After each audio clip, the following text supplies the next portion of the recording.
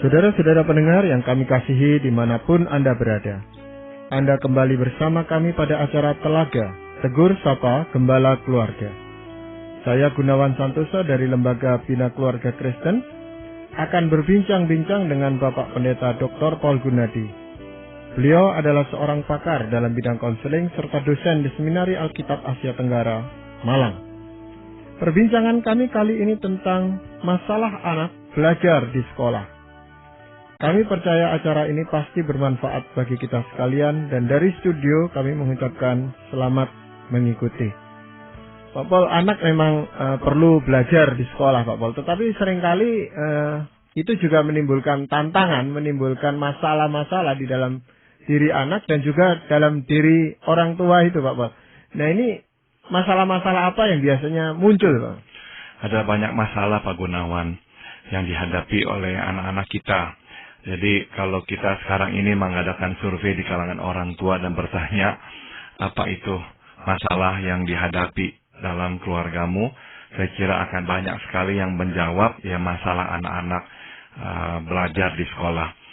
Ada beberapa yang ingin kita bahas pada saat ini. Yang pertama adalah ada kalanya anak tidak bisa mengikuti pelajaran karena kecerdasannya tidak memadai. Orang tua mesti menilai kemampuan anak dengan tepat dan menyekolahkannya di sekolah yang sesuai dengan kesanggupannya. Jika kita melihat bahwa anak telah berusaha dan dengan tekun belajar, namun hasilnya tetap tidak memadai, itu berarti tuntutan sekolah melampaui kesanggupannya. Bila kita memaksakannya, saya khawatir anak akan tertekan dan sebagainya. Dan sebagai akibatnya aspek lain dari perkembangan dirinya akan terganggu.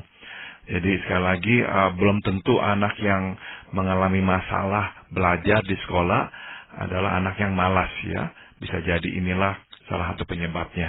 Iya, kadang-kadang dengan gampangnya orang tua itu memang menganggap anaknya malas, anaknya bodoh, lalu dicarikan guru les Pak Paul. Menambah jam pelajaran. Nah, ini menjadi masalah baru bagi anak karena jam bermainnya malah jadi berkurang lagi Pak Paul. Betul, dan les itu ya saya kira suatu kepanjangan sekolah ya. Jadi di sekolah sudah 7 jam belajar, kemudian pulang ke rumah dari mungkin jam 4, jam 5 terus sampai jam 9 malam. Jadi boleh dikata anak ini sejak melek mata sampai dia tutup mata, yang dia lakukan adalah belajar. Nah itu akhirnya menjadi beban yang terlalu berat untuk ditanggungnya. Jadi langkah pertama adalah periksalah apakah memang anak kita memiliki kecerdasan yang memadai untuk disekolahkan di sekolah itu. Jangan kita ini terlalu beranggapan bahwa anak kita pasti bisa kalau saja dia rajin. Oh belum tentu. Karena tidak semua sekolah memang sama ya. Ada sekolah yang sangat menekankan prestasi akademik dan akan memberikan tuntutan yang sangat tinggi. Nah, jadi kita mesti menyadari kemampuan anak kita. Nah, biasanya justru orang tua ini terobsesi untuk anak-anaknya sekolah di sekolah favorit. Yang notabene itu justru sangat menekankan prestasi akademis itu, Pak Paul. Betul, ya sudah tentu saya tidak mengecilkan sumbangsi sekolah yang baik ya. Pasti akan banyak sumbangsinya dalam kehidupan seorang anak. Tapi akan jauh lebih baik jika anak bersekolah di sekolah di mana dia bisa berprestasi sehingga dia bisa bangga dengan dirinya. Kalau disekolahkan di sekolah yang terlalu susah, meskipun dia bisa ya melewatinya, tapi kalau nilainya terus di bawah dan anjlok dan mungkin dia menjadi anak yang paling lemah di kelasnya, itu justru akan berdampak buruk pada penghargaan dirinya. Ya, mungkin ada yang lain, Pak Paul. Yang kedua adalah kadangkala anak tidak bisa mengikuti pelajaran karena pelajaran disampaikan dengan cara yang tidak sesuai dengan cara belajarnya. Anak belajar dengan cara yang berbeda ya Pak Gunawan. Ada anak yang berpikir abstrak, namun ada anak yang berpikir konkret. Ya, yang sudah tentu kita harus lakukan adalah memang menyesuaikannya. Kalau anak itu belajar dengan abstrak, berarti apa yang kita sampaikan lewat perkataan bisa dia bayangkan dan dia cerna. Tapi kalau berpikirnya konkret, sang guru menjelaskan lewat perkataan, si anak tidak bisa membayangkannya, tidak bisa menerbitkan konsep itu di dalam pikirannya. Akibatnya apa? Dia tidak bisa mengikutinya.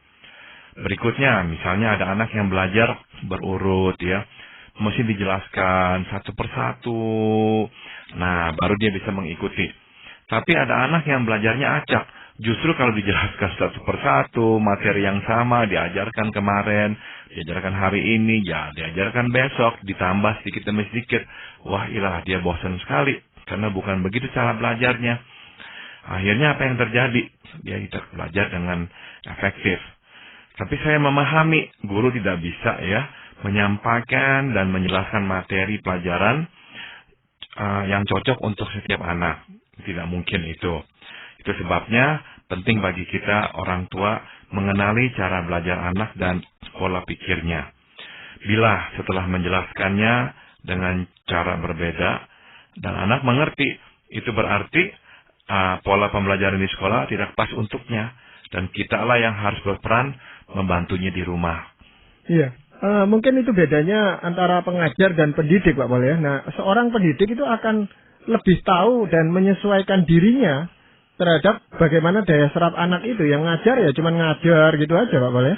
Idealnya demikian, Pak Gunawan, dan saya mengerti bahwa para pengajar di sekolah pun berusaha untuk menerapkan konsep itu di dalam proses belajar mengajar.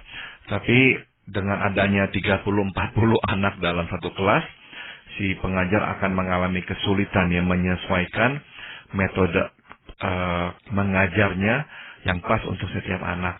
Jadi sekali lagi ya di sini orang tua mesti berperan. Kalau kebetulan anaknya berpikir abstrak dan belajarnya berurut, sudah tentu hampir dapat dipastikan akan mudah bagi si anak mengikuti pelajaran di sekolah. Tapi kebalikannya, kalau cara pikirnya itu sangat konkret, dia mesti melihat contoh-contoh yang langsung, dan cara belajarnya juga sangat-sangat acak, tidak bisa yang sama, lebih variatif, lebih baik buat dia.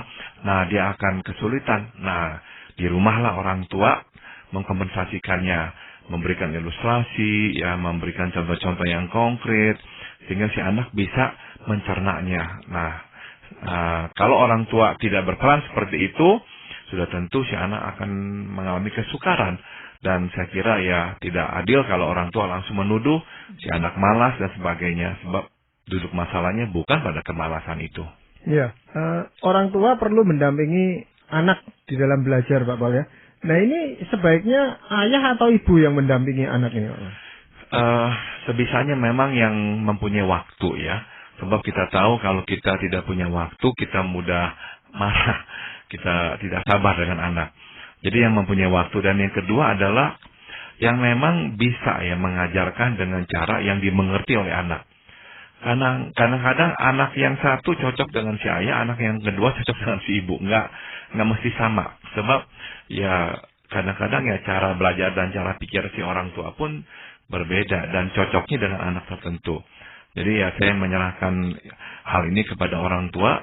Yang penting adalah lihatlah siapa yang paling cocok untuk melakukannya. Ya, dan orang tua kadang-kadang mencoba menerapkan pola belajar waktu dia dulu masih sekolah setingkat dengan anaknya ini, Pak. Nah, kadang-kadang itu yang kita lakukan, apalagi kalau kita nggak mengalami masalah dalam belajar dulu, kita akan susah mengerti kenapa anak kita begitu. Misalkan kita ini berpikir abstrak sehingga kita mudah mengerti perkataan-perkataan karena bisa langsung membuahkan konsep itu dalam benak kita. Tapi misalkan kita menikah dengan seseorang yang cara berpikir kebalikan kita, dia sangat konkret. Nah, sudah tentu salah satu anak kita akan mungkin seperti pasangan kita, atau mungkin semua anak kita seperti pasangan kita. Jadi ya kita mungkin akan mengalami kesukaran menerima fakta itu. Ya haruslah kita terima bahwa inilah cara belajar anak kita dan memang berbeda dari kita. Ya, ada beberapa anak itu yang menyukai pelajaran di sekolah itu hanya 1 atau 2 bidang mata pelajaran aja, Pak Pol. Ini bagaimana, Pak Pol? Biasanya kalau anak itu sangat berminat pada 1-2 mata pelajaran atau sangat baik pada 1 atau 2 mata pelajaran, ada kecenderungan dalam mata pelajaran yang lainnya dia akan lemah. Jadi jarang seorang anak itu tuh bisa sangat baik dalam semua mata pelajaran. Kebanyakan memang ya hanya beberapa. Tapi ada anak-anak yang ekstrim. Dia sangat kuat misalkan dalam matematika. Luar biasa kuatnya di matematika. Tapi dalam bidang-bidang yang lain, luar biasa lemahnya. Namun kalau dia memang ya rata-rata di bidang yang 1 dan 2, nah kebanyakan di bidang-bidang yang lainnya pun juga lebih rata-rata begitu. Nah, kita jadinya memang harus peka juga melihat anak kita ya. Kita mesti menyadari satu fakta ini. Di sekolah, misalkan ya rata-rata ditawarkan 10 mata pelajaran. Nah, 10 mata pelajaran ini mewakili 10 bidang keahlian. Nah, bukankah sedikit manusia yang dapat menguasai 10 bidang keahlian? Nah, makin merata keahlian seseorang, makin dapat dia mengikuti pelajaran itu semua. Tapi bila kemampuannya terfokus pada 1 atau 2 bidang saja, biasanya dia mengalami masalah dalam bidang lainnya. Nah, tugas kita orang tua menolong anak, agar anak dapat melewati pelajaran-pelajaran lainnya. Kita tekankan ya kepada anak, engkau tak usah mendapat nilai 10, nilai 6 pun memadai. Sebab pada akhirnya, ia akan mengembangkan bidang keahliannya di tingkat pendidikan yang lebih tinggi. Iya, Pak Paul, memang sulit kadang-kadang untuk mencapai nilai 6 pun itu kadang-kadang buat anak itu menjadi masalah tertentu, Pak Paul. Sehingga kalaupun ada angka yang di bawah 6 sebenarnya masih bisa ditolerir selama dia masih normal-normal aja gitu, Pak Paul ya. Betul, kalau masih misalkan angka 5 diizinkan untuk ya lulus dan sebagainya, ya tidak apa-apa. Nah, ini kita sedang membicarakan anak yang memang sangat kuat dalam satu bidang tertentu dan lemah dalam bidang-bidang yang lainnya. Ya udah, kita terima saja. Nah, biasanya setelah dia kuliah ya, dia masuk ke bidangnya. Nah, disitulah kita akan melihat dia berkembang dengan sangat cepat. Dalam bidang-bidang yang lainnya, ya kita harus tahan dah. Minta dia juga tahan dan bersabar. Jadi kita jelaskan kepada dia bahwa ini sesuatu yang wajar, tidak apa-apa, dia bukanlah bodoh, tapi memang kekuatannya terkonsentrasi pada satu bidang saja.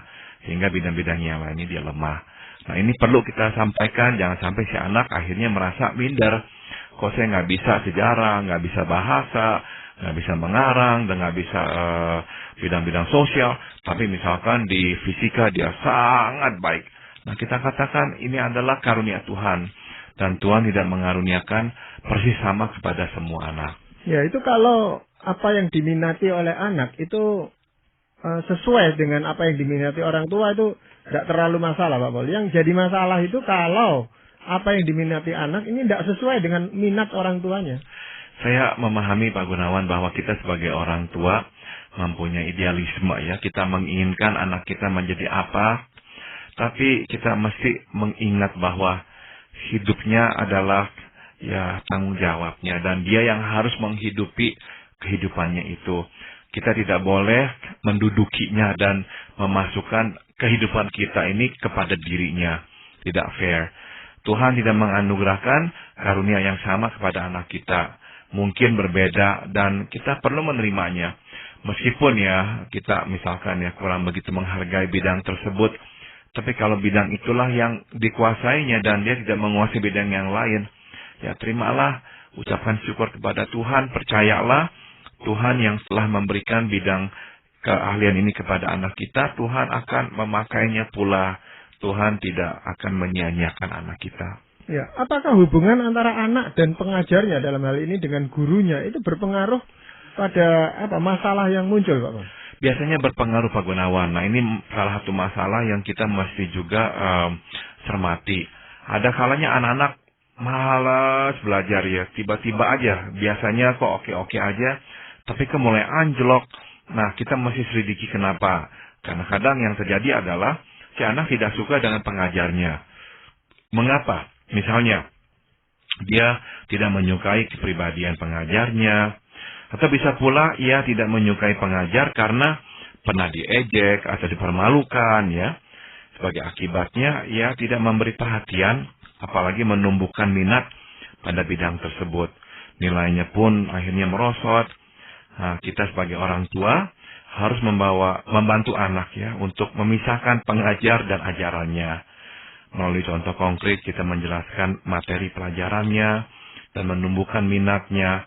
Sebab sayang sekali kalau gara-gara faktor pribadi ia kehilangan kesempatan mengembangkan minat pada bidang yang dikuasainya itu. Ya, ini memang muncul ketika anak dibimbing oleh banyak guru gitu Pak Paul. Ketika masih kelas kecil, kelas 1, kelas 2 itu masih tidak terlalu masalah karena gurunya hanya 1 atau paling tidak 2 atau 3 orang. Tapi begitu sudah menginjak kelas 4, kelas 5, kan masing-masing guru pada bidangnya gitu Pak Paul. Nah, anak cenderung membanding-bandingkan gitu. Sehingga muncul, oh dia suka guru ini, tidak suka guru ini. Dan pada yang terhadap guru yang dia tidak sukai, angkanya biasanya merosot. Betul, dan sebagai pengajar, ya saya kira para pengajar perlu sensitif ya terhadap apa yang diucapkan atau yang dilakukannya. Saya kira ada kalanya guru pun tidak berniat secara sengaja menjatuhkan anak.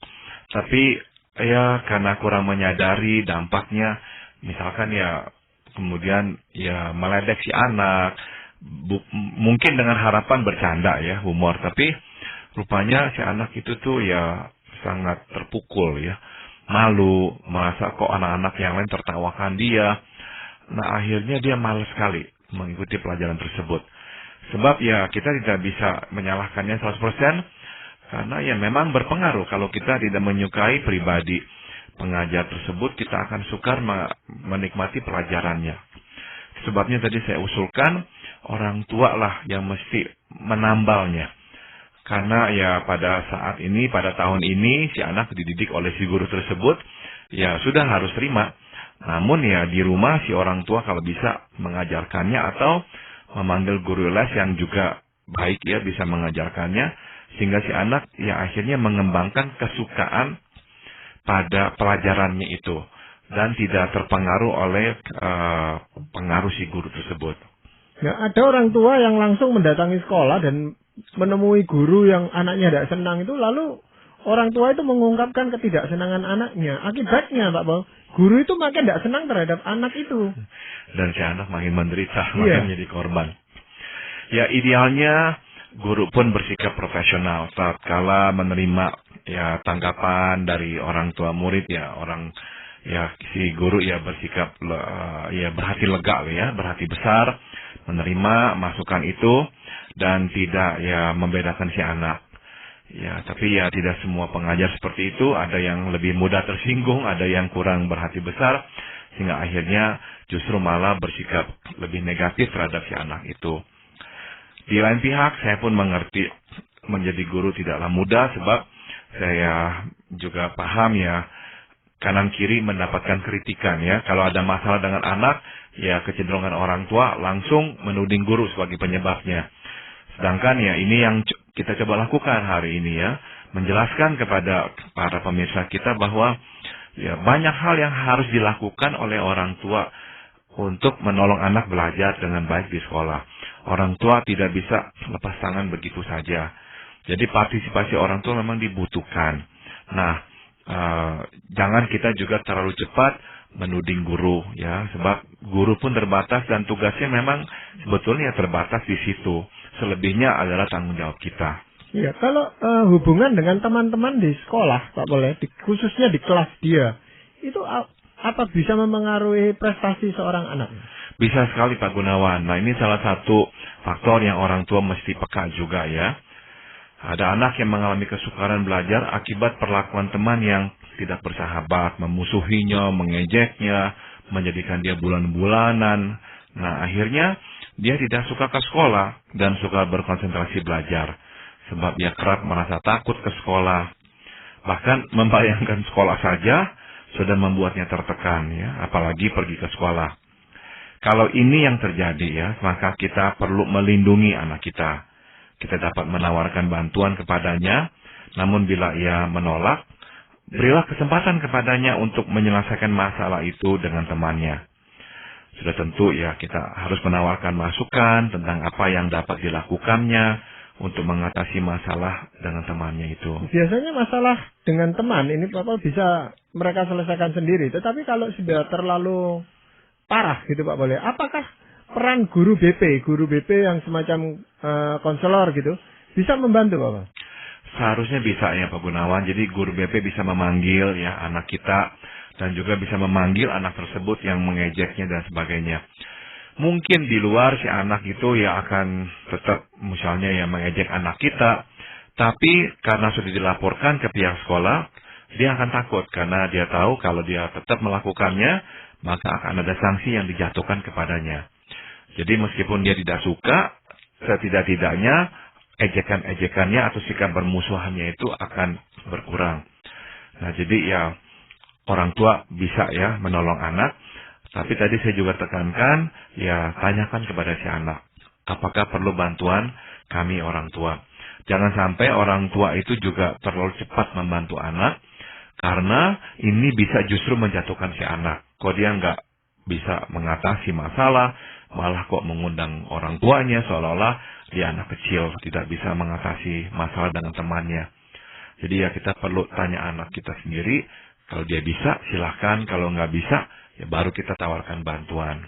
Ya, apakah ada faktor lain yang membuat anak bermasalah di sekolah? Ya? Ada Pak Gunawan, yaitu kadang anak mengalami kesukaran belajar akibat masalah rumah tangga.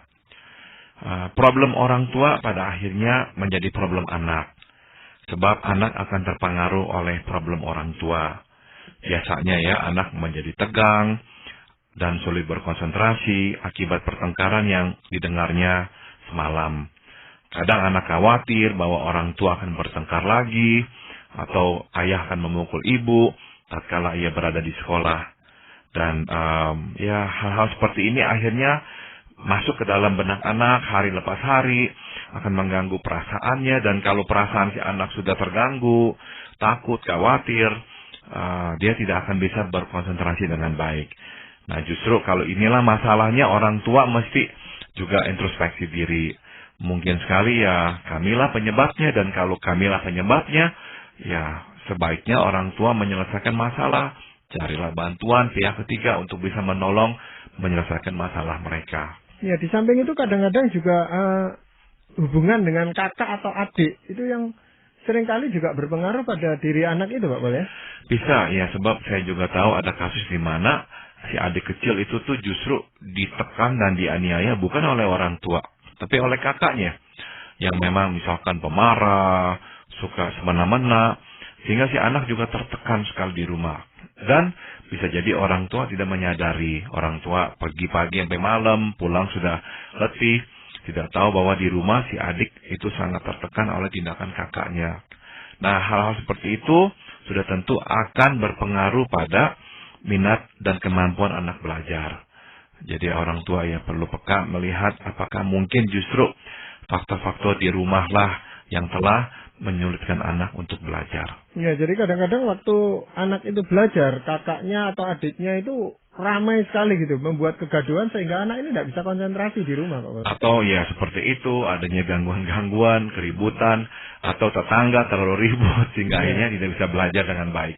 Ya, kadang-kadang anak harus tinggal di suatu lingkungan yang tetangga-tetangganya memang tidak mendukung, misalnya menyalakan TV keras-keras, radio dan sebagainya, ribut, itu juga akan berpengaruh, Pak Pol ya? Betul, dan kita pun di rumah mesti sensitif, jangan sampai menyalakan televisi terlalu keras sehingga anak kita tidak bisa belajar juga. Iya, faktor yang lain apa, Pak Pol? Anak mengalami kesukaran belajar sebab baginya bermain jauh lebih menyenangkan ya daripada belajar. Nah, apalagi sekarang begitu banyak mainan yang telah tersedia. Nah, ini semuanya menjadi cobaan yang sulit untuk dilawan oleh anak. Akhirnya dia lupa waktu, lupa tanggung jawab. Tugas orang tua di sini adalah membatasi waktu bermain anak. Namun ya jangan orang tua melarang anak bermain sama sekali. Anak perlu bermain setiap hari untuk menyeimbangkan hidupnya kembali. Dia sudah belajar, dia tertekan juga di sekolah, capek, dan dia perlu main untuk menyegarkan dirinya. Jadi dengan pengawasan dari orang tua, anak seharusnya diizinkan waktu bermain agar ia dapat kembali memulihkan jiwanya. Ya, memang sekarang juga sulit mencari jenis permainan yang bisa menumbuhkan kreativitas anak yang mendukung prestasinya di sekolah itu, Pak Pol. Betul, kita memang mesti jeli juga.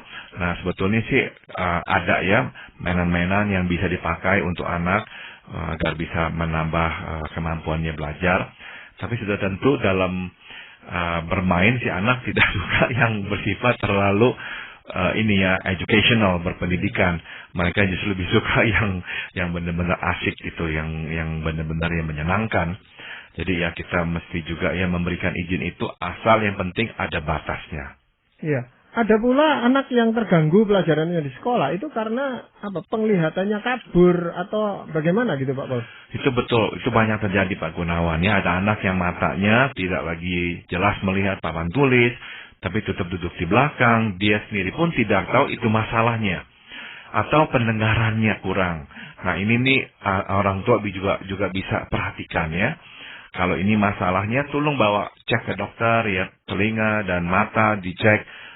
Kalau itu bukan berarti masalahnya lain. Tapi itu poin yang betul, yang baik, karena memang ada kalanya itulah penyebabnya. Ya, jadi memang begitu terlalu banyak, cukup banyak itu Pak Paul ya, masalah yang dihadapi anak di sekolah, dan peran orang tua sangat penting sebenarnya, bukan cuma menuntut, tetapi menuntun, membimbing anak ini agar bisa berprestasi atau setidak-tidaknya bisa ya menunjukkan hasil yang baik di sekolahnya Pak Paul ya. Betul Pak Gunawan. Ya, dalam hal ini Pak Paul, apakah ada ayat firman Tuhan yang ingin Pak Paul sampaikan? Amsal 29 ayat 17 berkata, "Didiklah anakmu, maka ia akan memberikan ketenangan, ketentraman kepadamu, dan mendatangkan sukacita kepadamu." Tugas kita mendidik anak. Kalau kita mau menerima ketentraman dan sukacita, nah kita harus mengeluarkan tenaga dan waktu mendidik anak, mengawasinya, membimbingnya, mengetahui penyebab-penyebab mengapa dia tidak bisa belajar dengan baik. Jangan menggampangkan dan langsung menuding, dia malas, tapi kita hanya menuntut hasil, tidak bisa. Kita harus turun tangan, membimbing anak. Ya, jadi sebenarnya firman Tuhan yang Pak Paul sampaikan tadi, selain memberikan petunjuk agar kita mendidik anak, tapi juga ada satu janji bahwa itu akan memberikan ketentraman dan mendatangkan sukacita kepada orang tua, Pak Paul ya. Betul. Jadi tidak sia-sia sebenarnya kita mendidik anak-anak ini. Betul. Ya, terima kasih Pak Paul untuk perbincangan ini, dan pasti akan sangat bermanfaat bagi para pendengar kita.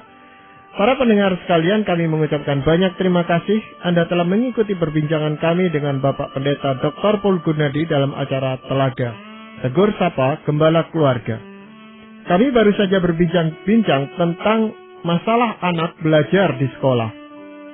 Bagi Anda yang berminat untuk mengetahui lebih lanjut mengenai acara ini, silakan menghubungi kami lewat surat. Alamatkan surat Anda ke Lembaga Bina Keluarga Kristen atau LBKK, Jalan Cimanuk 58, Malang. Anda juga dapat menggunakan email dengan alamat telaga@indo.net.id. Kami juga mengundang Anda mengunjungi situs kami di www.telaga.org. Saran-saran, pertanyaan, serta tanggapan Anda sangat kami nantikan. Akhirnya dari studio kami mengucapkan terima kasih atas perhatian Anda dan sampai jumpa pada acara Telaga yang akan datang.